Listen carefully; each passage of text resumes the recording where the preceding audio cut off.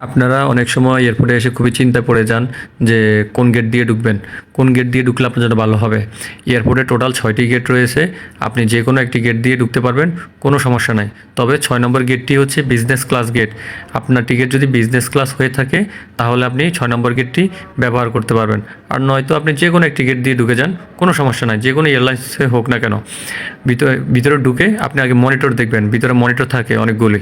এই যে মনিটর আপনার দেওয়া আছে, আপনার ফ্লাইট কোড, আপনার কাউন্টার কোথায়। যদি মনিটর না বুঝেন, হেল্প ডেস্ক আছে, এদের সহযোগিতা নিতে পারেন। হেল্প ডেস্ক আপনাকে সহযোগিতা করবে, কাউন্টার দেখিয়ে দিবে। কাউন্টারে গিয়ে দেখবেন কাউন্টারের উপরেও কিন্তু মনিটর থাকে। মনিটরও দেখবেন যে আপনার যে বিমানে যাচ্ছেন সেই বিমানের কাউন্টার কিনা।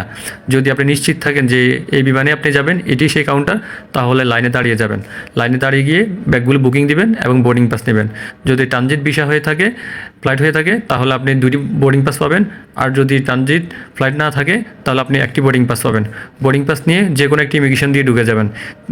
এরপরে 3টি ইমিগ্রেশন আছে, যে কোনো একটা দিয়ে ঢুকে যাবেন।